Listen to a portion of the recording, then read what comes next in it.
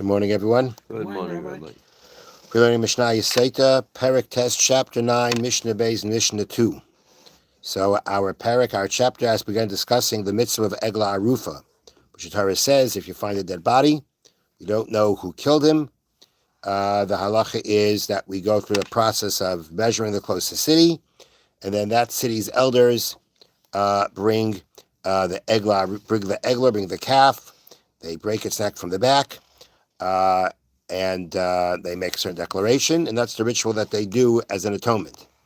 So now, the Torah says when it talks about this mitzvah, it says, if a corpse will be found on the land, fallen in the field. Those are the words the Torah uses. And these are the words that are going to tell us the exact that help us understand what are the circumstances in which the Torah says that the city has to bring the Egla Arufa. So Nimsa Taman Bagal, let's say the corpse was found covered in a pile of stones. Oy Toli Be'ilan, or hanging from a tree. Oy Tzaf Pnei Hamayim, or was floating on the water.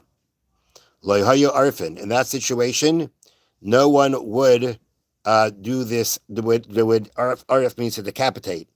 No one would do the Egla Arufa ritual. Shenamar, as it says, now like I said before, the pasuk says, the words of the pasuk are, if a corpse will be found on the land. Shenamar, as it states, ba'adama, on the land. Leitaman bagal. It means on the land, not in the land. I'm sorry. Ba'adama means in the land, and not not covered by a pile of stones, which means if he's on the land, that means he's basically exposed on the land, but not that he's in the land or covered up by something else. Okay, so that's Ba'adama v'leitama begal. That teaches us that the word Ba'adama in the land means not if he was covered by a pile of stones. Neifel, fallen, means again, fallen means fallen on the ground. Leitala be'ilan, not hanging from a tree. Basade, in the field, that means it's happening on the ground.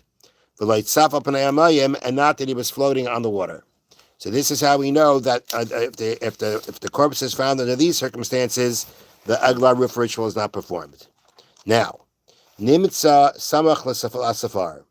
If, let's say, the corpse was found close to the border of the land of Israel, or to a city that the majority of the city are non-Jews, that's the closest city, or it's a city that does not have a rabbinical court. It means it doesn't have a rabbinical court of 23. 23 is called a Sanhedrin Katana, a small Sanhedrin. So if a city does not have that, and all these were the cities that were closest to the dead body, then we say, again, the ritual of Egla Arufa is not performed.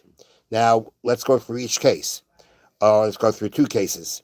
If you're talking about close to the border, which means close to the border outside of Eretz Yisrael, or you're talking about close to a city that's the majority Goyim, so then here in the notes they explain, citing the Bartanura, the sages derive from a verse that the mitzvah of Egla Arufa does not apply if the victim was found in a dangerous place.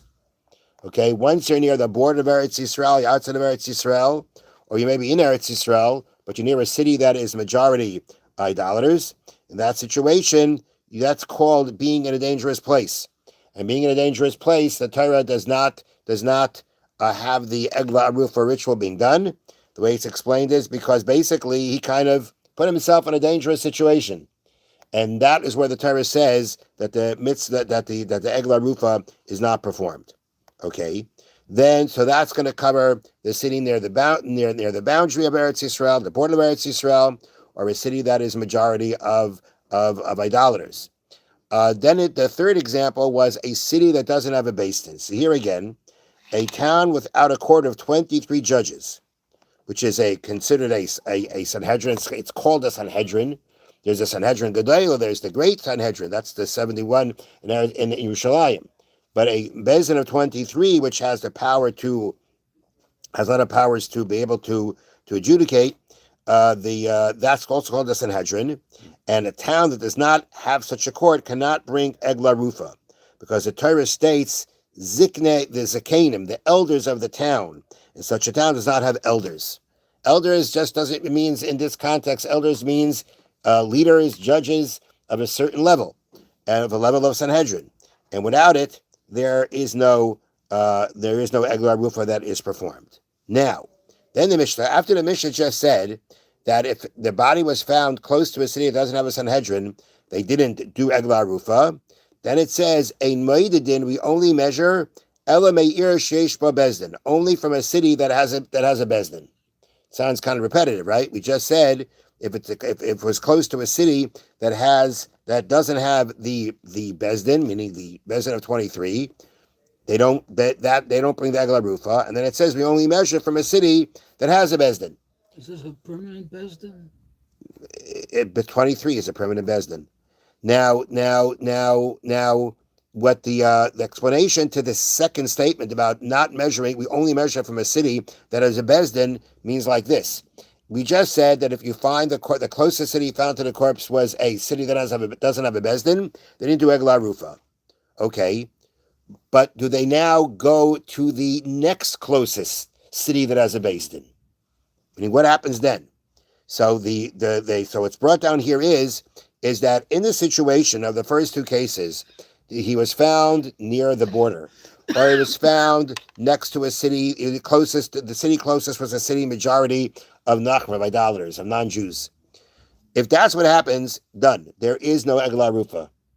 However, if let's say the closest city was the city that didn't have a Bezdin, so the Mishnah says that Bezdin, the Mishnah is saying that Bezdin, that city rather, does not perform Eglah Rufa.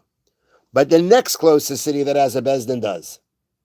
That's why it says, and we only measure from a city that has a Bezdin, means that if you already measured, the closest one was a Bezdin, was a city that didn't have a Bezdin, so that city's not going to bring the Eglah Rufa, but we measure from a city that has a Bezdin. That means we're going to go then to the next closest city that has a Bezdin, and that will be the city that will bring the Eglah Rufa.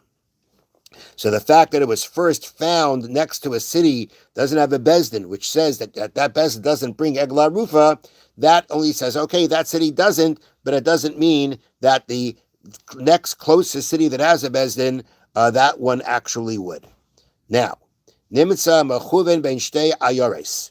Let's say you find the body, it's exactly between the two cities. They went out, they measured, as we learned in the first Mishnah, members of the Sanhedrin from Yerushalayim come, they measure, and it comes out he is exactly between both cities. Then both cities bring two calves. Divrei Rebbe Lezer, these are the words of Rebbe Lezer.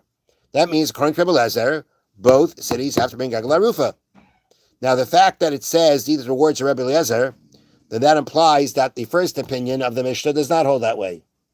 And the way this is explained is the following, and that is, I'm reading to you from the bottom. According to Rebbe Lezer, it is possible for a human being to make measurements that are absolutely precise, even within the width of a hair. Therefore, if the measurements made by the judges show that two towns are exactly the same distance from the corpse, we trust that this is in fact the case. Therefore, each of the two towns is thus obligated to bring its own Eglah Rufa and perform its own ritual. If it's exactly between both of them, and you can actually assume that it is exactly between both of them, and then, you assume there's a possibility for it to come out that way, then they both have to bring. The sages, on the other hand, hold that it is not humanly possible to measure with such accuracy. Thus, the corpus is presumably closer to one than the other, but we do not know which one. The two towns therefore bring one Eglah Rufa between them, and they say that whichever town is actually nearer owns the entire animal.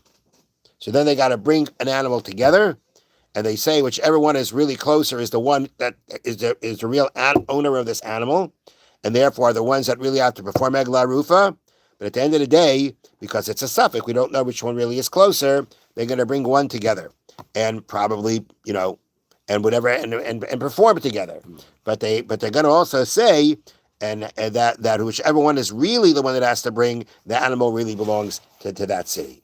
Then the Mishnah concludes, when Yerushalayim mevia Eglah Rufa. Yerushalayim does not bring an Eglah Rufa. If the closest city was Yerushalayim, then Yerushalayim doesn't bring it. The obligation I'm just reading here from the way they bring it down here, the obligation falls on the next closest town instead. If the closest town is Yerushalayim, So we say Yerushalayim does not bring Egla Arufa. So then you go to the next closest town, and that's the one that's going to bring the Egla Arufa. Why doesn't Yerushalayim bring an Egla Arufa? So the Bartanur explains the Chsiv as it is written, Ba'adama asher Hashem Elokecha neis lo chanach lo rishta. He was found on the ground, on the land that Hashem your God has given you as an as a portion to inherit. Pat Yerushalayim shlo neschalka l'shvatim. This excludes Yerushalayim. Because Yerushalayim essentially was not divided up amongst the Shvatim. Yerushalayim did not belong to one specific Shevet. Yerushalayim is called, the Beis HaMikdash is called, located in the portion of Shevet Binyamin, portion of Shevet Yehuda too. But in essence, it's the city of Yerushalayim itself. I don't know exactly how to explain both things, but there is a principle. Yerushalayim was not divided amongst the Shvatim; it belonged to everyone, and therefore it cannot fall under the land that Hashem has given you as a portion to take possession of, because no one actually took no one actually took possession of it. It remained basically a city that belongs to all the Jewish people. Therefore, it doesn't fit the criteria for bringing the Egla Arufa. Have a wonderful day. Thank you.